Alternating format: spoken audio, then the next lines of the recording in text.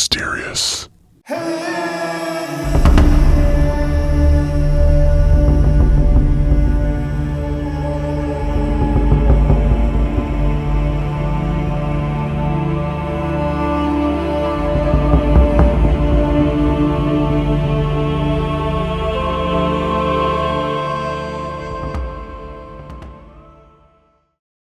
Well, hello everyone. I don't know about you, but I'm ready for bed. But what the heck? Let's do a couple of Bigfoot encounters. We're just gonna jump right in. I got 2 stories for you this time. First one comes to us from Tommy and his wife Charlotte, a couple who are residents of the state of South Carolina. Tommy begins. I must begin telling you that the absolute furthest thing for myself and my wife's mind at the time of the sighting was a Bigfoot encounter. I don't believe we'd even spoken the term Bigfoot so much as once in 17 years at the time that we had been together.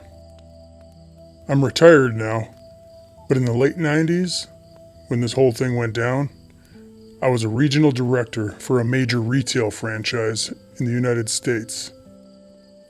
My position was inclusive of many moves in the States and overseeing the successful building and startup of new franchise locations. And with that in mind, in 1998, we were living in South Carolina for a period of about 18 months. The 2 of us spent a fair amount of time hiking and renting canoes and boats wherever we found ourselves. We had no real long-term friendships, so for the most part, it was me and Charlotte doing whatever we needed to do to entertain ourselves and stay in shape. It was on my birthday that year, September 30th, which we were going back into the Congaree National Park to do some exploring and burn up some calories. The last time we were in the park, we'd been canoeing on Cedar Creek, so for a change, we decided to take a good long hike to see what other areas of the park had to offer. Congaree National Park has a very unique and diverse ecosystem. It's comprised of some 24,000 acres and is the largest old-growth bottomland hardwood forest in the country remaining. The park itself is also a floodplain, which means that the park is relatively drier or damp based on Mother Nature's activities as it relates to the Congaree River, which is the southern border of the park itself. As a result, there are many creeks and bogs creating habitats for lots of nasty snakes, otters, lizards, and all kinds of other wildlife within and around the park's boundaries. Due to its diversity, the park often serves as a research site for the scientific community. Our itinerary was to hike the King Snake Oak Ridge River and the Weston Lake Trails, which are all connected, and would bring us back to where we'd started from.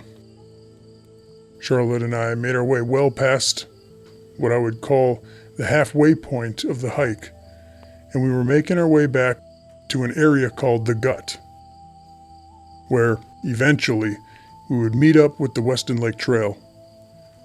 We were casually hiking along when my wife grabbed me by the arm and said, "Tommy, look over there, by that big tree. I just saw something." Now, the area she was pointing at consisted of bald cypress trees, some of which are quite massive in their girth. Many of them sit proud on the earth, with a fair amount of root exposed, making them even wider at their base. I said to her, "Which tree are you talking about?" She pointed, saying, "That one, over there with the other big one right in front of it." Looking into the woods, there were 2 exceptionally large cypress trees, with one being some 20 feet behind the other. From our perspective, they appeared to be side by side, if you took your depth perception out of the equation. Between the 2 of them, they were consuming about 7 feet of width in our field of view. My wife said to me, "I saw something big duck behind that tree in the rear." We stood there very still for a few moments, and then started to move forward a few steps to see if we could look behind them, so to speak. I think we had moved maybe 5 or 6 steps when this tremendous creature, which we now realized was a Bigfoot, darted out from behind the tree and ran into the surrounding forest and undergrowth. The two of us nearly jumped out of our skin when this Bigfoot bolted. The speed and ease with which it ran away from us was incredible. Neither one of us had seen its face. My wife later recounted that she'd only seen its dark fur out of the corner of her eye when it was almost completely behind the cypress, and had no idea that this thing would pop out. When it took off, there was virtually no sound that could be heard. In this area, the ground was probably more moist than some of the other areas of the park, but still, it ran away like a whisper. It had to have covered some 75 yards or more before we lost sight of it. My wife and I walked over by the tree it had been standing behind, and we could see some impressions on the ground. But nothing that I would venture to call a footprint. The ground and grass were simply crushed and matted down. There was a tiny, scraggly-looking branch hanging off the side of the tree in front, which we were able to use to gauge its height. When it ran away, I could see all of its head just below this little branch. Having walked over to, and now standing under the branch, I extended my arm straight up to touch it, but it was out of reach. At the time, I didn't know the distance between my hand and the branch. When we came home, I did the same thing in our apartment, and reaching my hand toward the ceiling and using the distance between the two as a reference. Upon doing this, I realized that the Bigfoot was probably about 9 feet tall or better. I did mention that. Between the two trees, they were blocking about 7 feet of our view, which was why we couldn't see the Bigfoot. When it had committed itself to fleeing, it was all of 5 to 6 feet wide at the shoulders and cut like a seasoned gymnast. So massive were its shoulder muscles that from the rear, we could see only what appeared to be the top of its head as it ran away. My wife and I had a long conversation after the sighting, which revolved around the old what if scenario. We were both in total agreement that the way this Bigfoot moved and ran with such stealth, that if it wanted to, it could run up on you or anything else and snatch you before you even knew what hit you. My own opinion is that because of the creature's enormous weight, coupled with its gigantic feet, it simply compresses the crunch, if you will, out of whatever it steps on, thereby muffling the sound from our ears. I have no other explanation than that. Knowing that, when my wife and I walked over to the same trees, we made noise and the Bigfoot didn't. The hair on it looked like it was dark, rusty brown color with some threads of gray mixed in. Having said that, nothing about its movements indicated this was by any means an old man, so to speak. It was extremely agile and fast as it made its exit, faster than any person possibly could have been, especially if it were a person in a big, chunky, furry suit. We weren't afraid other than when it made its first move. I don't think that I would say the same if the thing had moved in our direction. That would have been an entirely different story, and quite probably one that I may not be alive to tell. And that wraps up our first encounter. My question is, what was it doing there? Was it watching them? Did it even know they were coming into the woods? Or did they stumble upon it? It kind of seems to me like they surprised it. I guess these things have a tendency to not see people coming. I don't know. I just see more often than not people walking in on these things, and these things don't know the people are watching them or walking up on them. And then they gotta, quick, hide behind a tree. I don't know.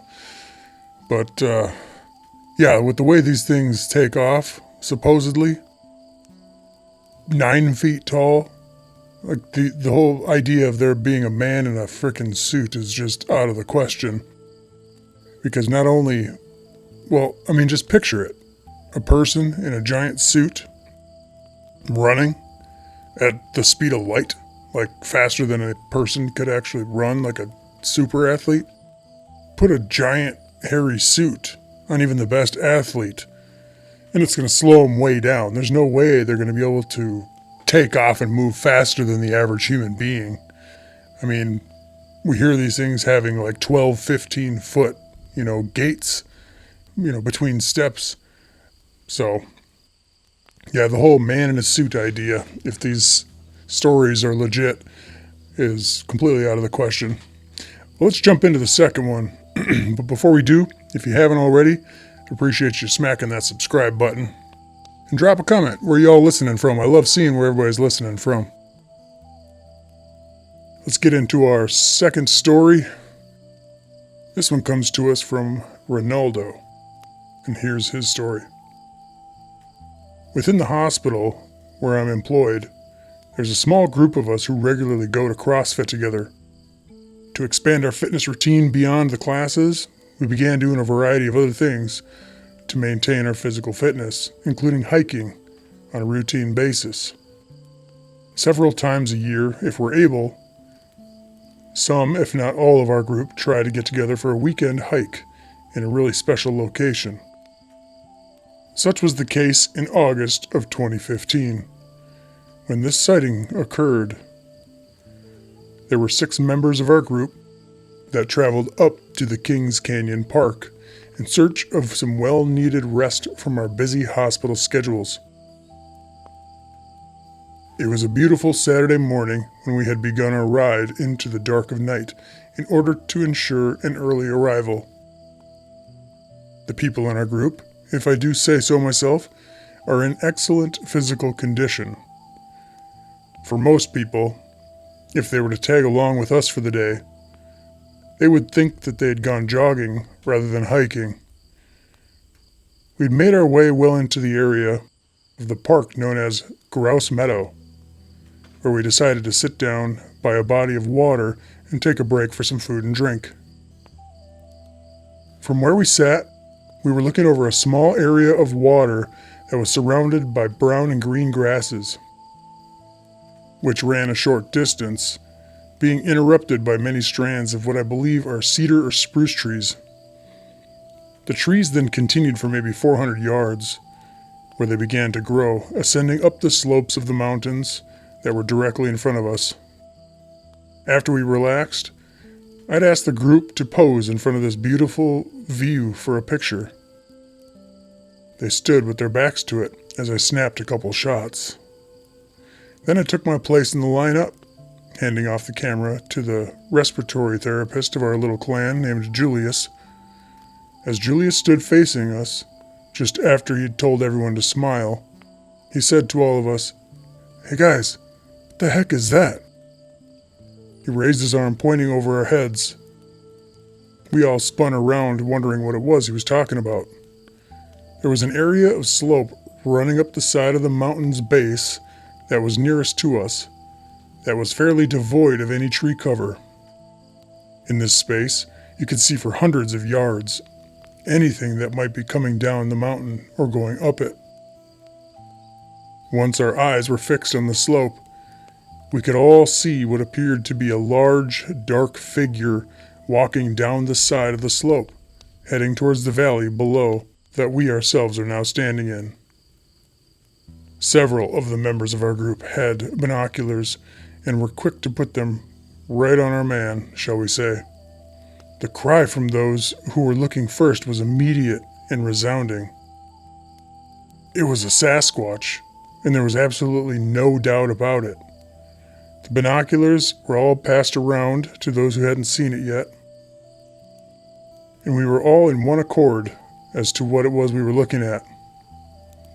The fact of the matter is, the very moment that your eyes see this creature, it's unmistakable, and your mind is immediately able to tell you what it is you're looking at. It's very much in the same light as seeing a frog on a lily pad on a pond. You're not confused when you see it, but rather, you know exactly what you're looking at. And I and everyone else knew in that instant that this was a Sasquatch, and not a man in a dark outfit, not a bear, and none of us had ever seen one before, and yet we all emphatically knew exactly what we were looking at. It was covering a tremendous amount of ground, and quickly, which a human could not do walking down this same steep slope.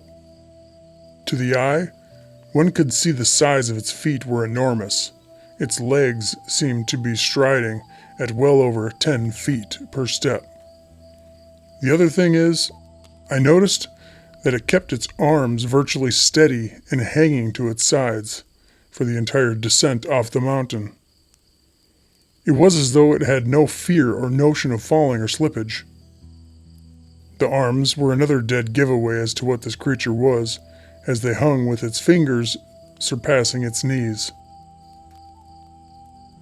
It had to have descended well over 500 yards or more in maybe 2 minutes as we were watching it. After it reached a point near the base where the trees obscured our view, some of the members of our group wanted to run forward and try to see it close up, to which I said, no way. Then I followed by saying, who knows, it may be coming our way right now. We all stepped behind the same cover as we waited to see if it would arrive. It did not, much to the dismay of some of the group members. I, for one, was more than happy and amazed to have seen the Bigfoot at all, especially having done so from a position where nobody was in any imminent danger. Frankly, I wouldn't have believed it had someone else told me about it. I think this is just human nature. To most, this is the stuff of folklore and legend, and nothing more. It makes for a good campfire story in the darkness of night. My colleagues back at the hospital were in an uproar when they heard about our sighting. The joke being that maybe one will show up in the ER, and the like, which was all said in good fun. For myself and the rest of the group that was there that day, Bigfoot is now a reality and walking around in California. Well, yeah, seeing is believing, I guess. Can't tell those guys they didn't see what they saw. Well, that'll wrap up this episode. I appreciate y'all for hanging out. Tell me what you think of these stories down in the comments, and if you have had an encounter or a sighting or an experience with a Bigfoot or any cryptid or anything mysterious, I would absolutely love to hear about it. Drop me an email at cryptidmysterious@gmail.com, and I'll see you in the next one.